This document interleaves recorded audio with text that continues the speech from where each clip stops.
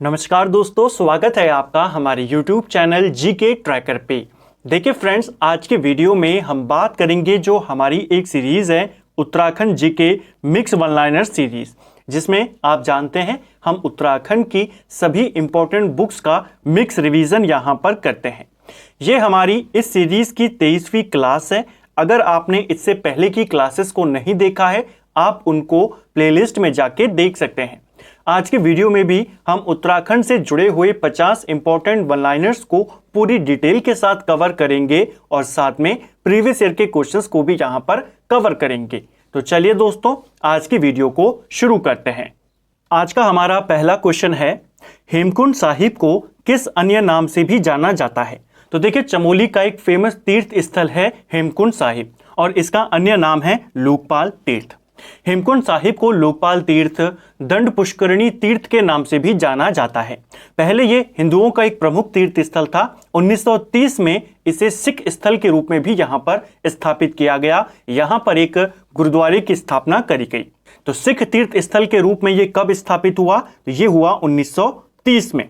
इसके नाम क्या क्या है? हेमकुंड साहिब कहा जाता है, लोकपाल तीर्थ कहा जाता है, दंड पुष्करणी तीर्थ भी इसको कहा जाता है। एक क्वेश्चन पेपर में आया था, हेमकुंड साहिब कितने पहाड़ियों से घिरा हुआ है? तो यह 7 पहाड़ियों से घिरा हुआ है। ठीक है।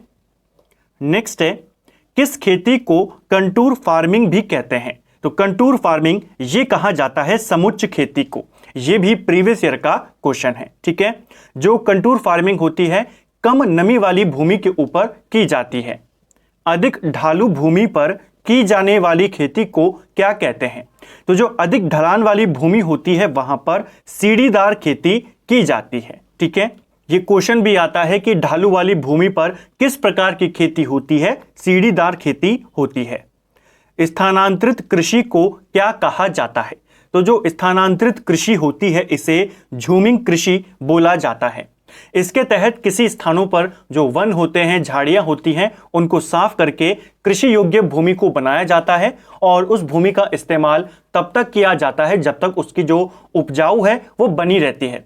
जैसे ही उसकी उर्वरता खत्म हो जाती है, फिर से वही प्रोसेस दोहराई जाती है, नई जगह ढूंढी जाती है, झाड़ी वनों को साफ करके कृषि योग्य भूमि बनाई जाती है। तो इसे कहते हैं स्थानांतरित कृषि और इसी का अन्य नाम है झूम खेती। ठीक है। राज्य की प्रमुख फसल कौन सी है? तो राज्य की अगर हम मुख्य फसल की बात करें तो गेहूं राज्य की मुख्य फसल है। राज्य के 33% हिस्से पर गेहूं की फसल को बोया जाता है। राज्य की दूसरी प्रमुख फसल कौन सी है? तो पहली है गेहूं, जिसे 33% क्षेत्र में बोते हैं। दूसरी प्रमुख फसल है चावल, जिसको राज्य के 21.6% क्षेत्र में बोया जाता है। और राज्य की तीसरी प्रमुख फसल है गन्ना, जिसे 6% क्षेत्र में बोया जाता है। इन 3 को याद करना है। गेहूं, चावल, ये टॉप 2 में है, थोड़े से कॉमन है। ज्यादातर आपसे नंबर 3 पूछी जाती है और कितने क्षेत्र में बोते हैं ये भी पूछा जाता है। नेक्स्ट है, राज्य में उत्पादित मंडुआ किस देश को निर्यात किया जाता है? तो देखिए, जो मंडुआ होता है राज्य में उत्पादित, इसे जापान को निर्यात किया जाता है। ये क्वेश्चन इस तरीके से आता है कि राज्य में जो मंडुआ होता है इसकी भारी मांग किस देश में है? तो जापान में है। इसे जापान एक्सपोर्ट किया जाता है। मंडुए को राज्य में स्थानीय भाषा में कोदा बोला जाता है और यह हाल ही में एक पेपर में आपसे पूछा गया था। ठीक है। राज्य में सबसे पहले सेब के बाग कहाँ लगाए गए थे? तो सेब के बागान राज्य में सबसे पहले हर्षिल क्षेत्र उत्तरकाशी में लगाए गए थे। राज्य में सबसे ज्यादा सेब भी उत्तरकाशी में ही आपके होते हैं। ठीक है। जो पहाड़ी विल्सन था उसने सेब के बागान यहीं पर लगाए थे, हर्षिल क्षेत्र में। राज्य में उत्पादित सेब दिल्ली में किस ब्रांड नेम से बेचा जाता है? तो राज्य में जो सेब उत्पादित होता है इसे 2 अलग अलग नामों से बेचा जाता है। एक नाम जो इसे दिल्ली में बेचते हैं जिस नाम से, और एक नाम इसे अदर राज्यों में बेचा जाता है। दिल्ली में इसको न्यूजीलैंड ब्रांड के नेम से बेचा जाता है और दूसरे राज्यों में इसको हिमाचली ब्रांड नेम से बेचा जाता है। दोनों नाम याद करेंगे, दिल्ली में न्यूजीलैंड ब्रांड और अन्य राज्यों में हिमाचली ब्रांड। ठीक है।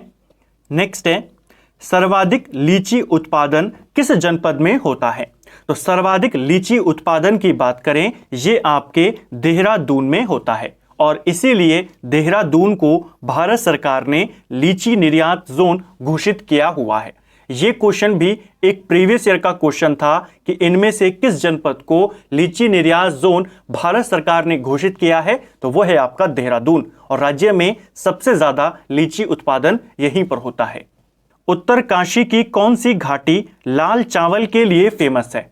तो उत्तरकाशी की जो सिराई घाटी है यह आपके लाल चावल के लिए फेमस है। यह क्वेश्चन भी आपका बन सकता है। सर्वाधिक सिंचित क्षेत्रफल वाले जिले कौन से हैं? तो राज्य में सर्वाधिक सिंचित क्षेत्रफल वाले जिले की अगर हम बात करें तो इसमें आपका उधम सिंह नगर आता है, जिसमें आपका 97% जो एरिया है वहां पर आपकी सिंचाई की व्यवस्था है, वो सिंचित आपका क्षेत्रफल है। हरिद्वार में ये 94% है और उसके बाद नैनीताल में 60% है। सबसे कम सिंचित क्षेत्रफल की बात करें तो उसमें आपका चमोली है, 4.25% के करीब है, 4.5% के करीब है। अल्मोड़ा है लगभग 7.5% और उसके बाद चंपावत है 9% के साथ। तो सबसे ज्यादा सिंचित और सबसे कम सिंचित क्षेत्रफल ये दोनों पूछे जाते हैं। राज्य में चाल खाल योजना का संबंध किससे है? तो चाल खाल योजना इसका संबंध जल संरक्षण से है। ठीक है, जैसे क्वेश्चन आता है कि भकार शब्द का संबंध किससे है, तो भकार आपके खाद्यान्न भंडारण से है, उसी प्रकार चाल खाल आपके जल संरक्षण से है। राज्य में सबसे कम परती भूमि वाला जिला कौन सा है?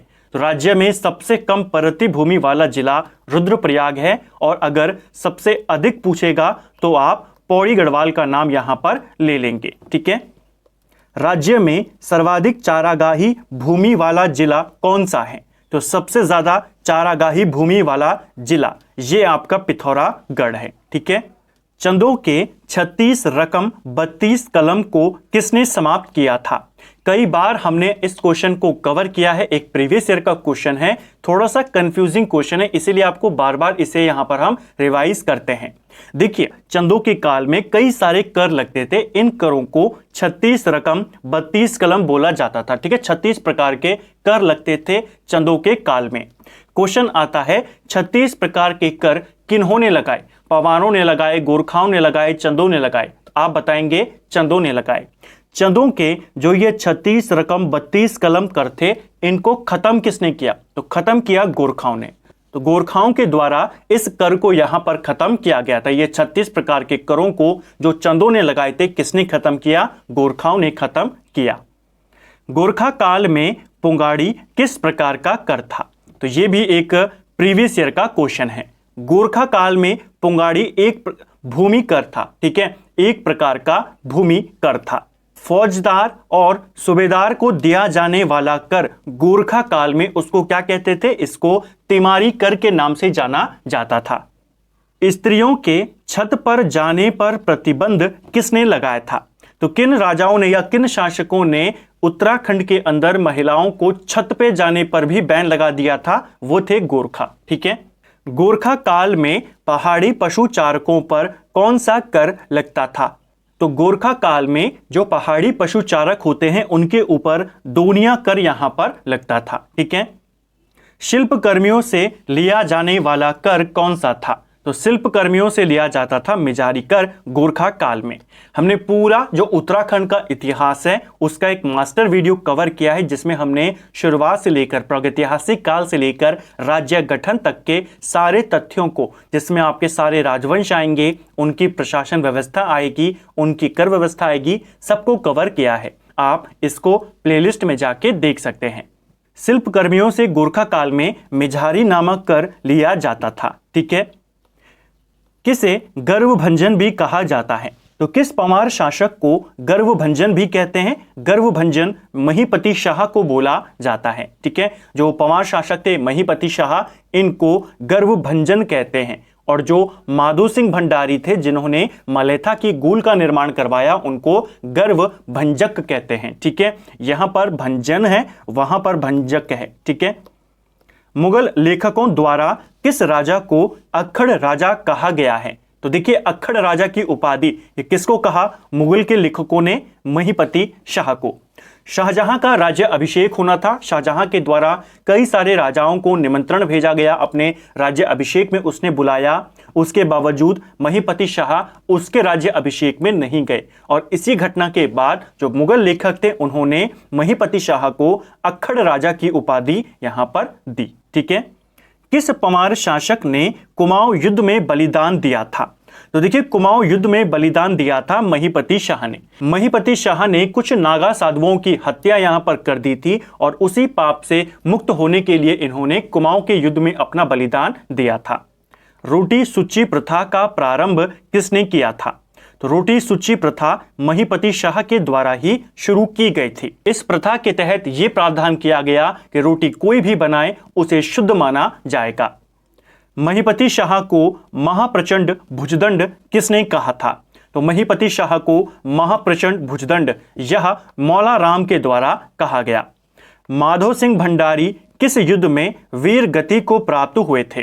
तो माधो सिंह भंडारी की मृत्यु कौन से युद्ध में होती है? तो यह होता है तुमुल युद्ध, जिसको छोटा चीन युद्ध भी कहा जाता है। ठीक है, सतलज नदी के तट पर यह लड़ाई हुई और इसी युद्ध में 1640 के करीब माधो सिंह भंडारी वीर गति को प्राप्त हो जाते हैं। ठीक है, इन्हीं को बोला जाता है गर्व भंजक। ये क्वेश्चन भी पेपर में आया हुआ है। किसने अपनी पुस्तक सटोरियो डू मोगोर में रानी कर्णवती को साक्षात दुर्गा कहा है? तो देखिए, साक्षात दुर्गा रानी कर्णवती को कहा गया है और यह इनको निकोलस मनुची ने अपनी किताब में कहा है। किस पवार शासक ने राजगढ़ी को दूसरी राजधानी बनाई और वहां का राजा दिलीप शाह को बनाया?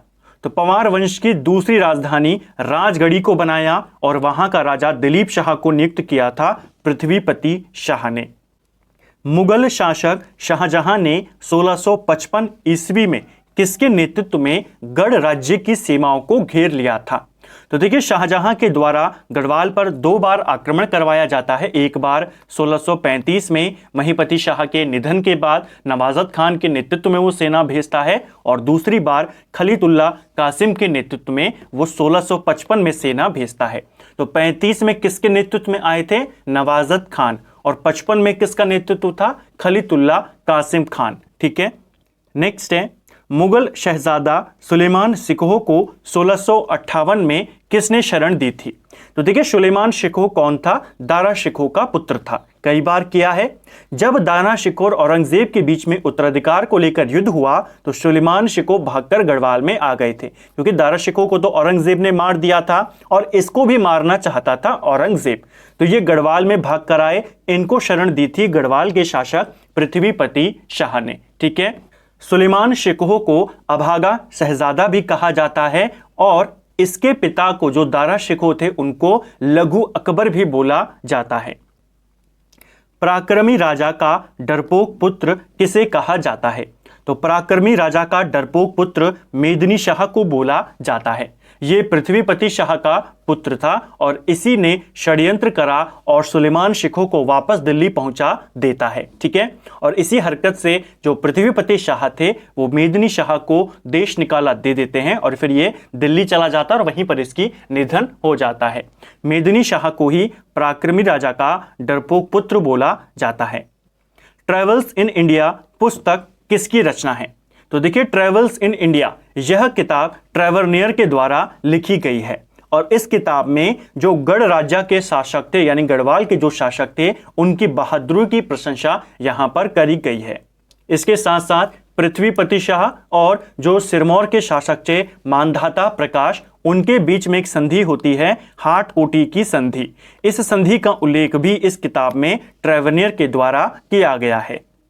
गढ़वाल का शिवाजी किस पवार शासक को कहा जाता है? तो गढ़वाल का शिवाजी फतेहपति शाह को बोला जाता है। ठीक है, किस पवार शासक के समय को गढ़वाल का स्वर्णकाल कहते हैं? तो जैसे चंद राजाओं में अगर हम बात करें, किस चंद के काल को स्वर्णकाल कहते हैं कुमाऊं का? वो कहते हैं जगत चंद को। ठीक है, जो जगत चंद का शासन काल था 1708 से लेकर 1720 के काल को कुमाऊं में चंद वंश का स्वर्णकाल कहते हैं। इसी प्रकार गढ़वाल का स्वर्णकाल कौन से पवार राजा के काल को कहते हैं? फतेहपति शाह के काल को कहते हैं। ठीक है, किसने कहा था? तो इनके दरबार में एक कवि रहते थे मतीराम, उनके द्वारा फतेहपति शाह के काल को गढ़वाल का स्वर्णकाल कहा गया।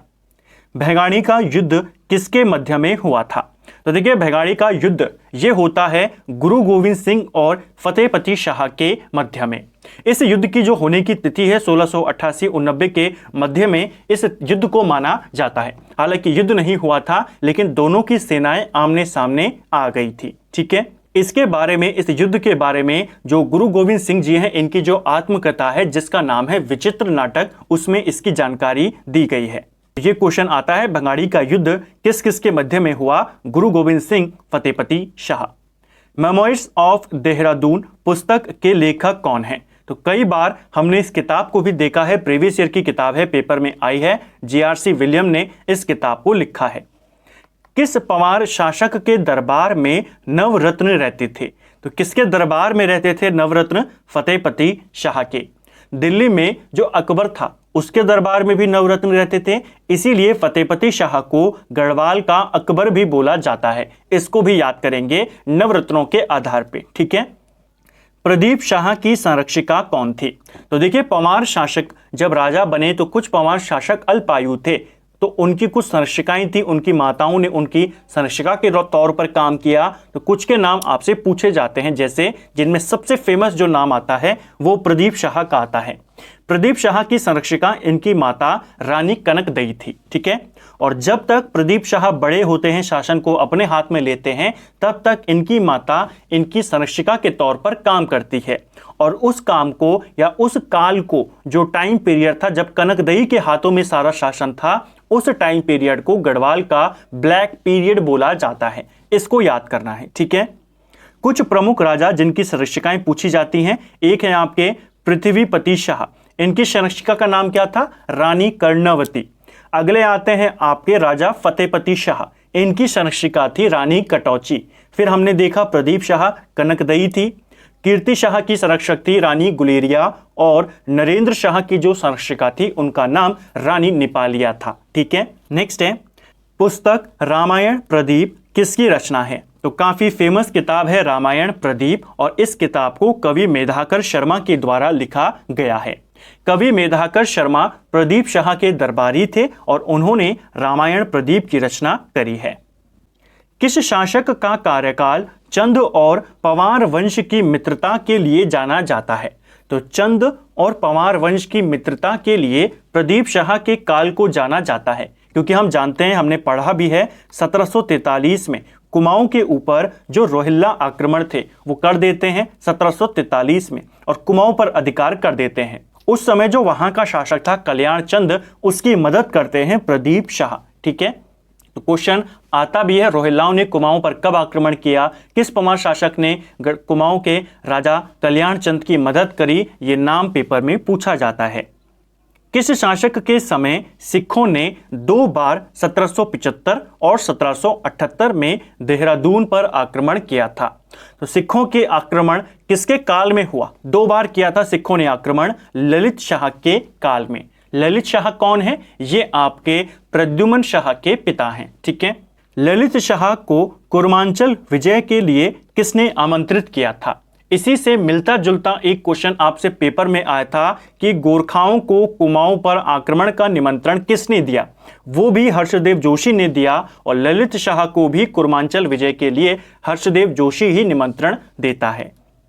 सिख आक्रमणों से बचने के लिए किस पंवार शासक ने सिखों को राखी नामक कर देना शुरू किया?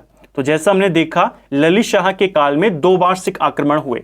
तो जब जयकृत शाह गद्दी पर बैठे 1780 में, तो इनको डर था कि सिख दोबारा से आक्रमण करेंगे। तो सिखों के आक्रमण से बचने के लिए जयकृत शाह ने सिखों को राखी नामक कर देना शुरू किया। इसको आपने याद करना है। ठीक है, जयकृत शाह को लेकर एक युद्ध आपको याद करना है जो पेपर में आ सकता है। 1785 में एक युद्ध लड़ा गया था जिसको हम कहते हैं कपरौली का युद्ध। यह युद्ध जयकृत शाह और कुमाऊं के राजा प्रद्युमन चंद, जो कि बाद में प्रद्युमन शाह के नाम से गढ़वाल में भी शासन करते, इन्हीं के भाई थे प्रद्युमन शाह, ललित शाह के ही पुत्र थे बेसिकली दोनों। तो कपरौली का युद्ध होता है 1785 में होता है। प्रद्युमन शाह, पराक्रम शाह, इसके अलावा हर्षदेव जोशी और दूसरी तरफ थे आपके जयकृत शाह और सिरमौर के राजा जगत प्रकाश। तो जयकृत शाह और जगत प्रकाश मिलकर प्रद्युम्न शाह, पराक्रम शाह, हर्षदेव जोशी की संयुक्त सेना को पराजित कर देते हैं कपरौली के युद्ध में 1785 में। नेक्स्ट है, गढ़वाल और कुमाऊं दोनों जगह शासन करने वाला शासक कौन था? एकमात्र शासक जिसने गढ़वाल और कुमाऊं दोनों पर शासन किया वो थे प्रद्युम्न शाह। पहले इन्होंने 1780 से लेकर 1786 तक कुमाऊं में प्रद्युम्न चंद के नाम से शासन किया। उसके बाद 1786 से लेकर 1804 तक गढ़वाल में प्रद्युम्न शाह के नाम से शासन किया। किस वर्ष गढ़वाल में भयंकर अकाल पड़ा था? तो देखिए, गढ़वाल में भीषण अकाल पड़ा था 1795 में और इस अकाल की घटना को 51वीं 52वीं बोला जाता है। क्वेश्चन आता है गढ़वाल में 51वीं 52वीं का संबंध किससे है? तो ये आपके अकाल से संबंधित है। 51वीं 52वीं कब हुआ था? 1795। किसके काल में? प्रद्युम्न शाह के काल में। वैली ऑफ दून पुस्तक के लेखक कौन है? तो यह किताब AR गिल के द्वारा लिखी गई है, पेपर में आपसे पूछी गई है। किसके द्वारा हर्षदेव जोशी को विभीषण की संज्ञा दी गई थी?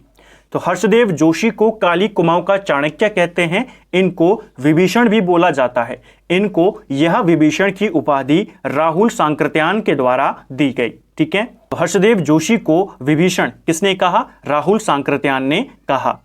चंपावत के बालेश्वर मंदिर का जीर्णोद्धार किसने कराया था?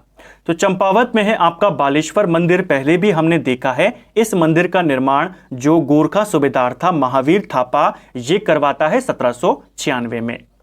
गोरखा शासन में सेवा के बदले दी जाने वाली भूमि को क्या कहा जाता था? मोस्ट इंपॉर्टेंट क्वेश्चन है, इसको आपने याद करना है। गोरखा शासन काल में सेवा के बदले में जो भूमि दी जाती थी उसको मनोचौल बोला जाता था। ठीक है, इसका नाम भी आपने याद करना है, पूछ लेगा मनोचौल क्या था गोरखा शासन काल में? तो वो भूमि जो सेवा के बदले में दी जाती थी। ठीक है, तो फ्रेंड्स ये था हमारी सीरीज है Uttarakhand GK mix one liner series, जिसमें हम उत्तराखंड के सभी किताबों का मिक्स रिवीजन यहां पर कर रहे हैं। आज हमने इस सीरीज का 23वां पार्ट यहां पर कवर किया है। 1150 प्रश्नों को हम अब तक कवर कर चुके हैं। अगर आपने इस सीरीज को फॉलो नहीं किया है तो आप स्टार्टिंग से इसको फॉलो कर सकते हैं, क्योंकि इसमें आपका मिक्स रिवीजन होता है।